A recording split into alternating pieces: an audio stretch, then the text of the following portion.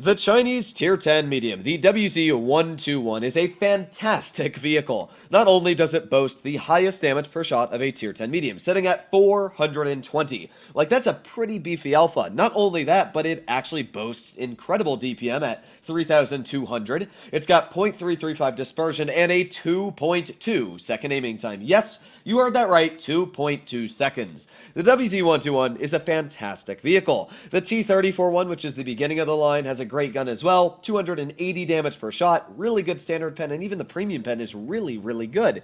T-34-2 is your first 400 damage gun. It's got only a 2.5 second aiming time and great heat penetration.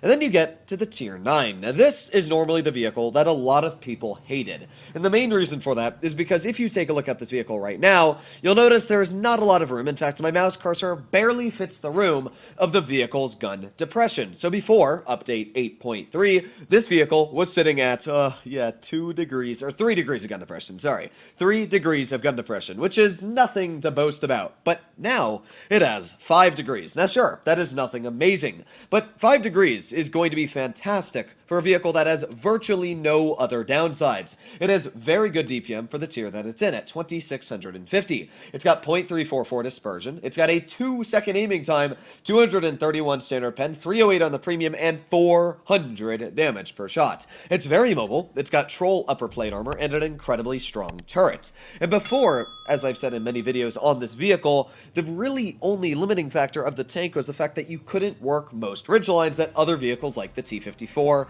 and, average mediums can. Well, that's all about to change. This vehicle is just as viable as any other medium tank. Now, what I'd like to see is how you're able to actually depress the gun that much, because to me it looks like the gun would go through the hull, but I guess it is only 2 degrees more, and judging that it's really little change at the beginning, it shouldn't go through the hull. Oh man, is that close to actually going through. In fact, that basically is clipping through the hull at certain parts there. So yeah, you can definitely see it's basically on the hull. Like, that is the max amount of gun depression they could have squeezed out before the gun was actually aiming into the vehicle itself. But you can see we're pretty quick. I mean, we're easily getting upwards of 54 kilometers per hour on that stretch there. And here we are into position. Now, as always, I outtrade any other medium as long as it's not a WZ-121. That's fantastic. I mean, I can easily shoot at the C-50M, and even though it's a tier higher than me, I'm going to get a much heavier shell into that vehicle than it's going to end up getting into me. We have that 4005, and there you go. 560 damage, even a fire there. I mean, that guy clearly did not enjoy what I gave him all too much. So that's already hurting that guy quite a bit. So there is the 50M making his way down the hill. That is not as high of a roll, I'm going to be honest. That was a very minuscule roll of a shot, should I say. But right now, I am very dearly thinking of getting the heck out of here. The issue is they have a 4005, and obviously 4005s carry very deadly guns. In fact, there he is right there. Now there's the E50M, and oof, just missing the side of him. But this 4005 is not going to be an easy target to deal with. Now I'm going to make up my decision and try and get this the E50M to actually block the shots for me, as you can see I'm doing right there, which is perfect. And there goes the Bat Shotgun 25 ton, taking shells there. Perfect. Let's see if we can get a shell into the 4005. Nice tap, back up, and yeah, this guy, he's really not enjoying life all too much. Obviously, the Boss Shotgun is on a clip reload, and because the HE takes away 20% of my damage, it's basically pointless to shoot an HE shell to begin with. So that Batchat's going to get probably 1 shell into his vehicle, and we are going to end up finishing him off. So there we go. That was very solid for the medium side. I mean, we were easily able to deal with both of those tanks. So now we got the standard B off to the side, and with my ridiculously quick aiming time, what I should be able to do is come right up behind this guy, yeet in a shell, and ooh, 456 damage. I mean, again, the ability to just get such a high alpha shell into your opponents that quickly is really just insane. So there's the Emil-2. Let's aim in a shell on him. There you go. 383 damage. Whiff, thank you. And let's see what else we can do here. Well, that Emil-2, he's just making his way over here. So if he's going to do that, we're going to aim in another HE shell. And boom, another 400 damage, obviously, because we're aiming it on the rear of him. So there's 2 very hefty shots on that mill so far. I'm not sure if we're going to be able to get this one out. Yes, we are. And there you go, a max roll for 500. That's 1,000 off of the enemy 100 for a, what's that, an Amarak? So pretty good so far. I mean, you can clearly see this vehicle's already super strong, and this game is just a breeze. I mean, it's super easy. So let's just keep going. Let's go and try and get some shells into the enemy 100. Let's go. Speed is key. Speed is key. And we're going to shoot at his rear. There you go. Oh, okay, maybe not. Maybe we are not going to penetrate his, the rear of his tank, but either way, I mean, we've got the side of his vehicle, and I'm not super worried about him. There's one nice tap into him for 383. We're already sitting at over 4,000 damage for this battle, and I mean, that's just how easy it is to get out damage in this tank. But we are struggling to pen him. As I did say, I only have about 230 millimeters of pen in this tank. It's nothing ridiculously high, so you will struggle here and there to cut through frontal armor. That Boss Chatillon is reloading his clip, and if we get one more penetration, we are actually going to break the a pretty big barrier here on damage. There you go. That's 4,972. Plus, since we had that fire on the E50M, that is over 5,000 damage for the first game. I mean, that's just a perfect battle to show what the tank can do. 5,208 damage. We got ourselves a mastery. I mean, it's that easy. It was a walk in the park.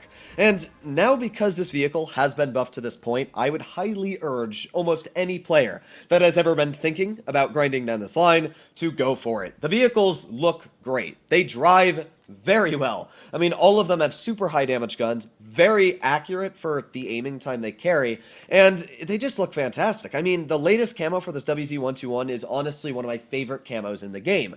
And the WZ-120, while it may not have a legendary camo, I mean, even the simple camo looks very nice on the tank. That was a full tier 10 battle, basically, and I easily stood up to tier 10 mediums. I mean, I thought of that E50M as a tier 9 vehicle almost because I out-traded it.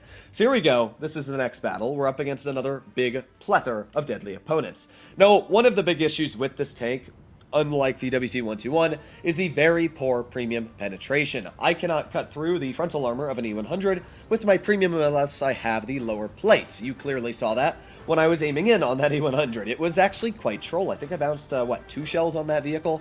So you will struggle to penetrate through frontal armor that's very thick. But for the most part, if you aim for weak spots and you do have a very quick aiming time, you can get some nice shots. Now there you go, got some FE4202, not liking me all too much, but I'm not super worried yet. Oh gee, but hopefully the team doesn't do a big brain move and go to that side. Yes, it looks like they're coming here, haha. So here we are using that decent acceleration. It's nothing, ridiculous, but here we are using that acceleration, speeding our way up here, and perfect into the bush. Now before, I would not have been able to work this gun depression, and there is the Object 704 pushing me out in the open. Let's aim in on that FE though. There you go. What are you doing, dude? Why would you do that? Like, are you just that stupid? Either way, it's not the end of my life. We're fine. I'm just gonna kind of sit my vehicle, hold down like this, and there you go. Nice shell into the FE4202 from the kind of irritating Object 704. Now, let's see if that FE4202 is going to end up poking that again. Come on, dude. You know you want to... I don't know if that hit. I have no clue, actually. No, it did not. I can see the mark right on the terrain behind him. Now, that FE, he's just kind of playing with fire right now. I mean, oh, that's a yo, though. We're going to pull forwards. Go, go, go, go, go. All right, we're fine. We are... Ooh, I do not like playing with Yos, obviously. It's, like, again, not a super fun vehicle to mess around with. So, let's see if we can get a shot into the Yo, but I'm not really expecting... Oh, and what the heck is shooting me across the map? As I said, really can't penetrate an E100 all too much. I mean, I could go for it, but it's really not a pen.